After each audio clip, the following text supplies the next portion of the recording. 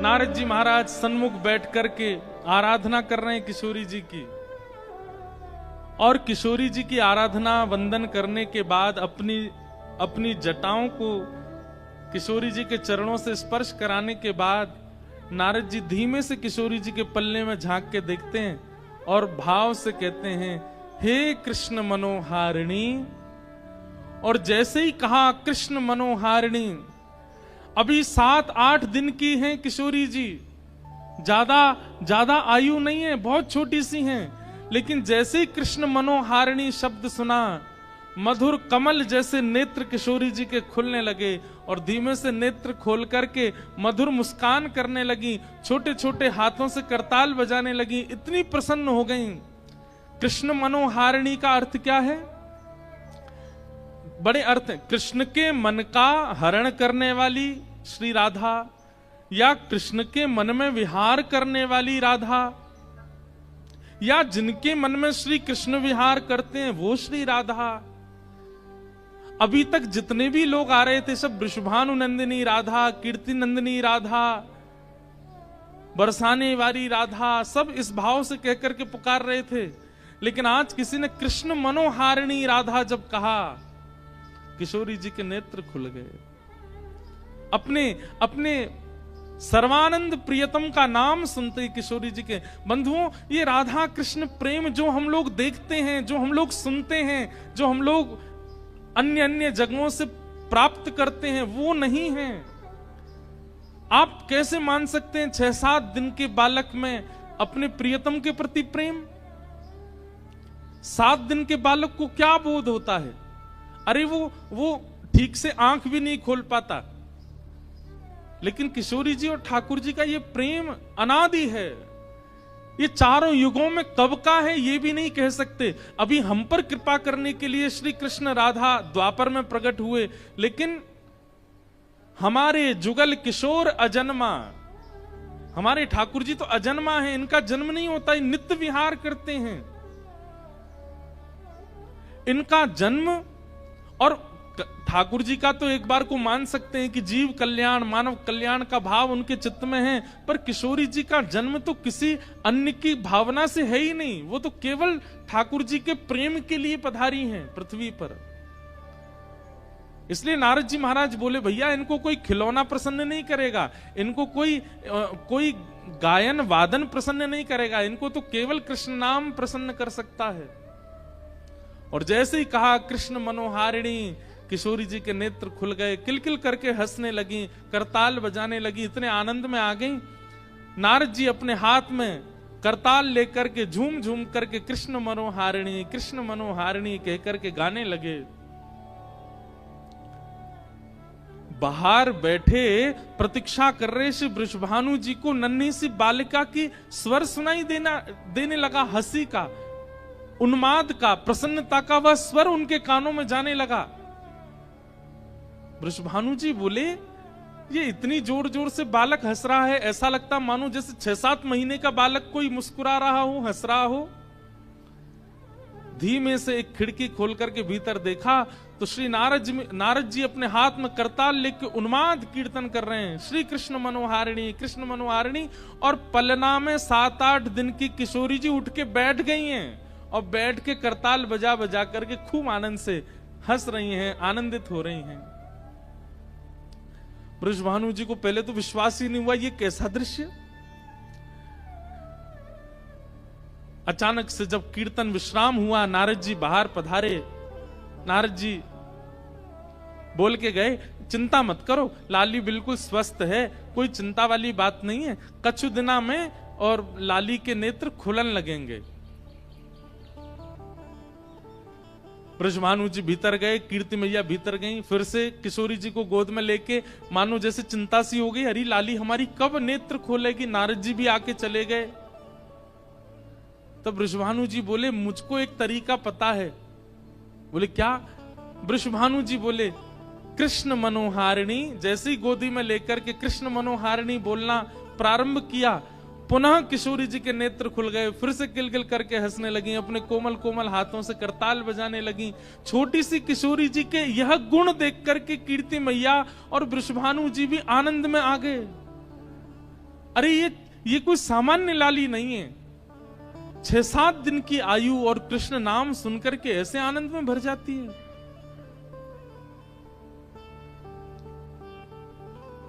ऐसी हमारी किशोरी जी, कृष्ण नाम बहुत प्रिय है, कृष्ण शब्द बहुत प्रिय है श्यामा जी को।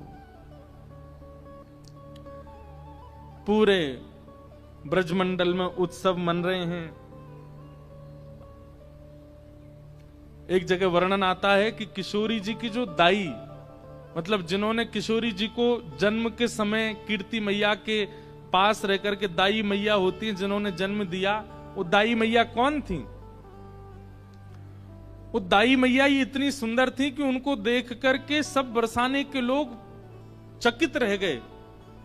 हमारे वृंदावन साहित्य में वर्णन करते हैं कि किशोरी जी को जन्म देने के लिए दाई का रूप धारण करके स्वयं पार्वती जी आई थी, और पार्वती जी ने आकर के कीर्ति मैया का जो प्रसव काल का समय होता है और जब बालिका जन्म लेती है उस समय की जो भी क्रिया होती है वो सब हमारी श्री पार्वती जी ने पूर्ण की है। वही दाई मैया बन करके आई, रूप बदल करके आई, थोड़ा नाम बदल के आई, लेकिन किस रूप में? इनके ये दाई मैया ही आई। महादेव के मन में आयो कि आप तो दर्शन करके आ गई, अब हमारी बारी है दर्शन करवे की। आहा,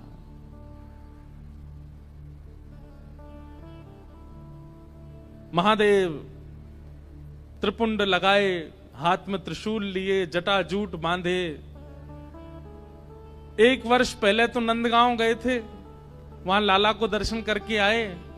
अब 1 वर्ष बाद जब बरसाने पधारे हैं,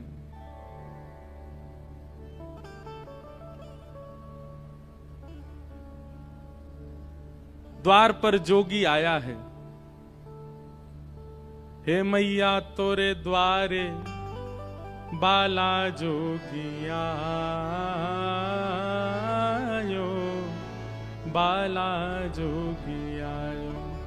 हे मैया तोरे द्वारे, हे मैया तोरे द्वारे बाला जोगी आयो, बाला जोगी आयो। एक जोगी आयो है, और जोगी को देख करके सब सखियां दौड़ी, कीर्ति मैया से जाके बोली, मैया एक जोगी आयो द्वार पे, अंग भभूत गले मुंडमाला, श्रृंगी नाद बजायो। हे मैया तोरे द्वारे बाला जोगी आयो। कीर्ति मैया बोली, खूब सारे रत्न दे दो, खूब सारे आभूषण दे दो। तभी एक गोपी बोली, मैया ये गलती मत करियो, यही गलती नंदरानी यशोदा ने करी। बोले कैसी गलती? बोले उनने भी लाला को दर्शन नहीं करायो और रत्न आदि देकर के भेजनो प्रारंभ कियो। ऐसो रोयो कन्हैया, ऐसो रोयो कन्हैया, कोई तो शांत नहीं भयो। फिर वह बाबा को भीतर ही बुलानो पड़ो, और यही बाबा ने जाय करके ऐसो मंत्र फूंको, लाला आज तक अला बलांते दूर रहे। इतने बड़े बड़े राक्षस आ जाएं फिर भी लाला को कोई बाल बांको ना करे। अरे पूरे गोकुल में तो यही हल्ला है कि यही बाबा की बभूति ते ही लाला की रक्षा होवे। मैया हमारी लाली ऐसी सुकुमारी जन्मी है, आप या बाबा को बाहरते बाहर मत जान दो, भीतर बुलाए लो, और या जोगी बाबा ते ने लाली के बारे में पूछ लो। आहा बंधुओं, महादेव सतत राम नाम जपते हैं, ये तो सबको पता है, पर महादेव के कंठ में, महादेव के हृदय में, महादेव के चित्त में सदा श्री किशोरी जी का गुणानुवाद चलता रहता है, ये हमारे ब्रज के लोग ही जानते हैं। राधा कृपा कटाक्ष स्तोत्र का निर्माण स्वयं महादेव ने किया है। महादेव भीतर पहुंचे, जैसे ही किशोरी जी का दर्शन किया, नेक सी लाली को देख करके महादेव तो मंत्र मुग्ध हो गए। अपने डमरू का नाद करने लगे, वहीं नृत्य करने लगे। और किशोरी जी ने जैसे ही देखा महादेव को नृत्य करते हुए देख, महादेव को किशोरी जी आनंदित हो गईं, खिलखिल करके हंसने लगे। कीर्ति मैया ने कही, हे जोगी बाबा आप आए हो, मेरी लाली के बारे में कुछ बताओ ना। मेरी लाली को ब्याह कब होएगो और कौन ते होएगो। मुझे तो अभी ते चिंता लगे, ऐसी सुकुमारी ऐसी प्यारी लाली मेरी, या को भरतार कौन होएगो। महादेव जोर से हंसने लगे और हंस करके नेत्र सजल करके बोले, मैया तुम काई को चिंता करो, अरे पूरे विश्व को भरतार, पूरे विश्व को पालनहार तुम्हारी किशोरी, तुम्हारी लाली के चरणन को दास है, तुम्हारी लाली के चरण में पलोटो रहेगो। हमारे माई श्यामाजू को राज, हमारे माई श्यामाजू को राज, जाके अधीन सदा ही सांवरो, जाके अधीन सदा ही सांवरो, जाके अधीन सदा ही सांवरो, जाके अधीन सदा ही सांवरो। या ब्रज को सिरताज, या ब्रज को सिरताज, हमारे माई श्यामाजू को राज, हमारे माई श्यामाजू को राज। मैया पूरे विश्व को भरतार, पूरे विश्व को भरण पोषण करवे वारो आपकी लाली के सदा चरणन को दास है। आहा, कृष्ण जिसकी आराधना करते हैं, परब्रह्म जिसकी आराधना करते हैं, उनका नाम है राधा। मैया तुमको चिंता करने की आवश्यकता ना है, तुम्हारी लाली तो और मैया मैं तुम्हें ज्यादा बात बताऊंगा तो फिर तुम समझोगी नहीं। या लाली को तो नित्य विवाह है चुको है, या को विवाह करने की आवश्यकता नहीं पड़ेगी, या को तो नित्य विवाह है चुको है। ये तो जीवात्मान पर कृपा करवे के लिए और बड़े प्रेम के समुद्र को प्रस्तुत करवे के काजे जन्म भयो। लाली को तो ब्याह है चुको, ये तो नित्य विवाहिता है। कीर्ति मैया बोली, बाबा मोह तो तेरी बात पल्ले नहीं पड़ रही, का कह रहो मेरी लाली नित्य विवाहिता है। बोले बाबा, बोले मैया तुम नहीं समझोगी, तुम नहीं जानोगी। खूब सुंदर सुंदर यश गाया किशोरी जी का। कीर्ति मैया बोली, बाबा कछु मांग ले, इतनी दूर ते चल के आयो, कछु ले ले मुते। महादेव बोले, बोले मैया देनो है तो एक वस्तु दे दो। बोले कहा, अपनी या लाली की उतरन दे दो, या कि कोई पोशाक जो याने पहनी हो वो मुकु दे दो, कोई उतरन दे दो। बोले उतरन को कहा करेगो बाबा, तू तो इतना बड़ो लंबो चौड़ो, मेरी लाली नेक्सी सी, बाकी उतरन है कहां पहने को। बोले मैं ना पहनूंगो, मेरी जटा पहनेगी। और नीली झंगुली, छोटे छोटे बालक पहनते हैं, थोड़ी ने नीचे से खुली हो, ऐसी झंगुली, नीली झंगुली किशोरी जी की जो उतरन है वो महादेव को प्रदान करी। महादेव ने तुरंत लेकर के अपनी जटान ते बांध ली और जटा में बांध करके बस प्रणाम करके आनंदित है गए। बोले मैया बस अब बस यही कृपा करियो, आपकी लाली के श्री चरण सदा मेरे चित्त में विराजे रहें, सदा मेरे चित्त को आनंदित करते रहे। ऐसे महादेव किशोरी जी को दर्शन करवे के काजे आए। सब आनंद में भर रहे हैं। किशोरी जी के बाल्यकाल के कुछ सुंदर लीलाएं, उनके पद हैं। जैसे दूध पान करती हैं कीर्ति मैया का, तब किशोरी जी का रूप कैसा भाव दिखता है। आहा,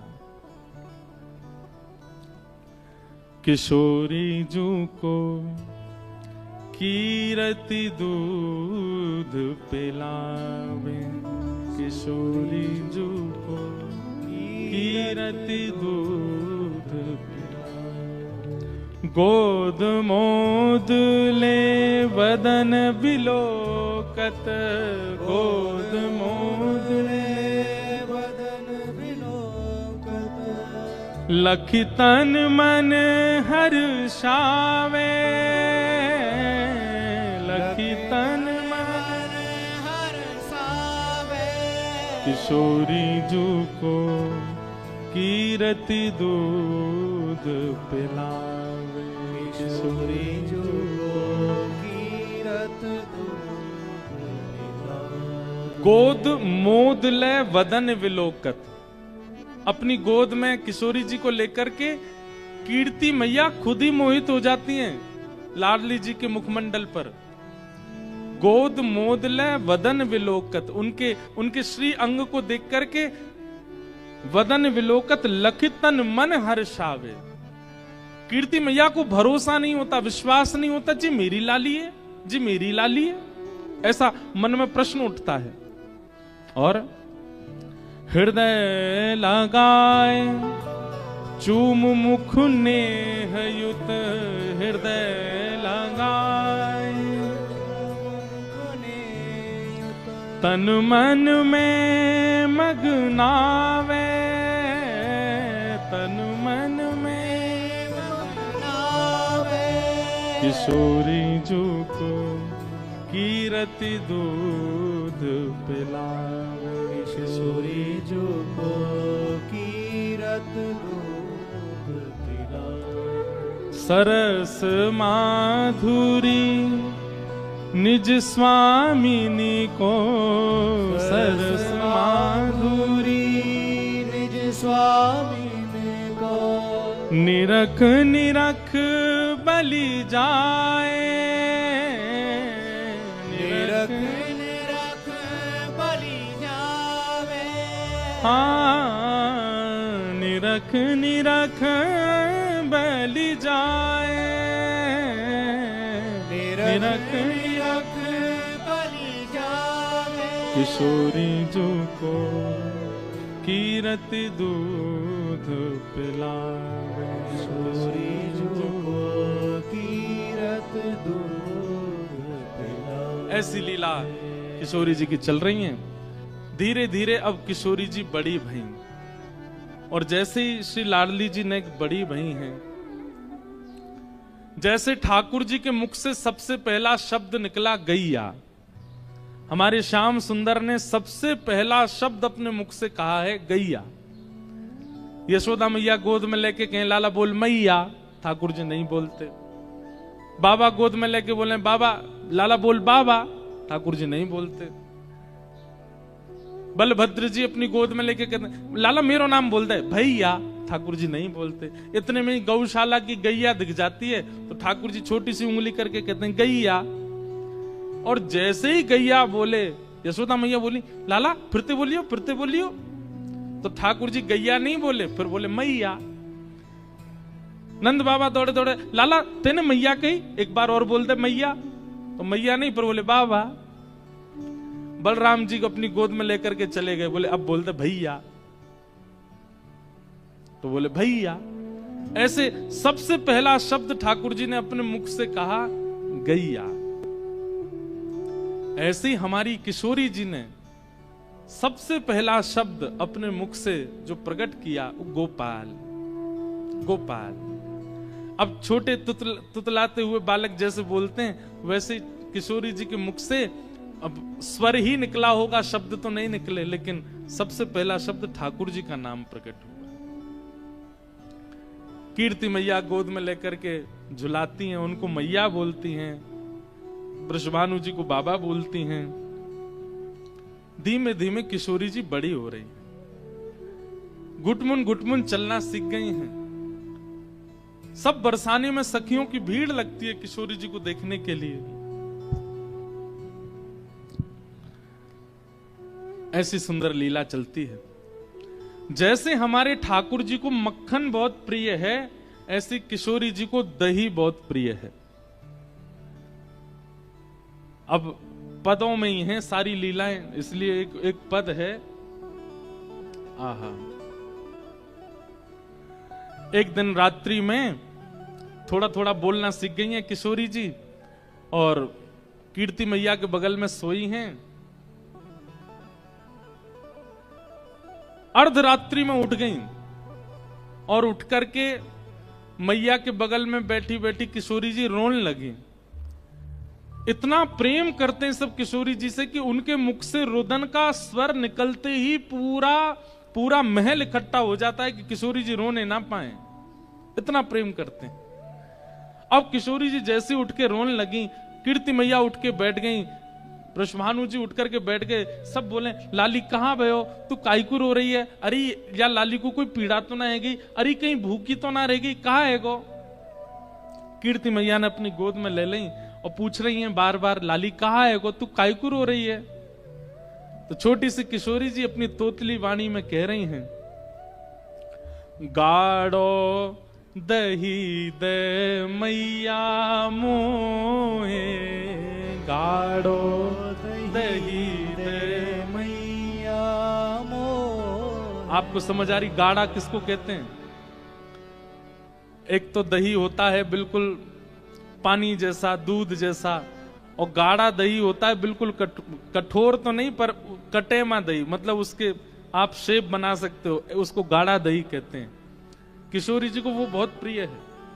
एक मटका में जमाया गया हो, उसमें बढ़िया सुंदर मिश्री की खांड डाली हो, ऊपर से केसर पधराई हो, दही जमाते समय ही उसमें खांड डाल, मतलब दूध में ही खांड डाल करके मीठा दूध, उसकी दही जमाओ, उस पर ऊपर केसर लगा दो, मिट्टी के बर्तन में जमाओ, और जब वो जम करके निकले तो गाढ़ी गाढ़ी हो जाएगी। वो किशोरी जी को बहुत प्रिय है। किशोरी जी उसमें सुंदर सुंदर आकृति बना बना करके पाती हैं। तो किशोरी जी क्या कह रही हैं? गाढ़ो दही दे मैया मोए, गाढ़ो दही दे मैया मोहे। भोर लगी भूख श्यामा को, भोर लगी भूख श्यामा को, बोलत है तुतराई, हाँ बोलत है। कहाँ बोल रही हैं? गाढ़ो दही दे मैया मोए, गाढ़ो दही दे मैया मोहे। सोए रही कीरत रानी जहां, सोए रही कीरत रानी जहां, मचल देत है जगाए श्यामा, मचल देत है जगाए श्यामा। गाढ़ो दही दे मैया मोहे, गाढ़ो दही दे मैया मोहे। कीर्ति मैया उठ करके बोली, लाली अभी तो भोर भी ना भाई, अभी तो रात है रही है, और नेक देर पहले ही तो तू खा पी के सोई है, इतनी जल्दी उठ करके और इतनी रात में दही खावे ते घरों बैठ जाएगो, शरीर की प्रकृति बिगड़ जाएगी, ऐसा ना करो करें। और नेक सबर कर ले, नेक सूर्य उदय है जाएगो, नेक भोर है जाएगी तो मैं तुमको खवाए दूंगी। किशोरी जी जिद कर रही, ना मुझे तो अभी पानो है, मुझे तो अभी खानो है। कीर्ति मैया बोली, इतनी जिद काय को कर रही है, कहा बात है, इतनी रात में तुमको दही काय को चाहिए? तो किशोरी जी बता रही हैं कि क्यों इतनी जल्दी पाना है। क्या कह रही हैं? श्री दामा जो जाग जई है, श्री दामा जो जाग गई है। किशोरी जी के बड़े भैया हैं श्री दामा, भगवान के परम सखा, कीर्ति मैया के बड़े पुत्र हैं श्री दामा, और फिर उनके बाद किशोरी जी। तो किशोरी जी कह रही हैं, श्री दामा जो जाग जई है, श्री दामा जो जाग गई है। ले गो सब खा लैया, ले गो सब खा लैया। मैया मैं आधी रात में यहाँ हमारे दही मांग रही हूँ, क्योंकि सवेरे सवेरे श्री दामा उठ जाएगो और उठ करके सबरो दही खा जाएगो, मेरे काजे बचेगो ही नहीं, और छोड़ेगो भी तो कौन सा छोड़ेगो? किशोरी जी को वही चाहिए, गाढ़ा दही। अब श्रीदामा पहले ही खा जाता है तो बाकी का दही पूरा गाढ़ा बचता नहीं है, वो तो पतला पतला दही बच जाता। किशोरी जी को वो नहीं चाहिए, गाढ़ा दही चाहिए। श्रीदामा जो जाग जई है, श्रीदामा जो जाग गई है, ले गो सब दही खैया, ले गो सब दही खैया, मोए गाढ़ो दही दे मैया मोए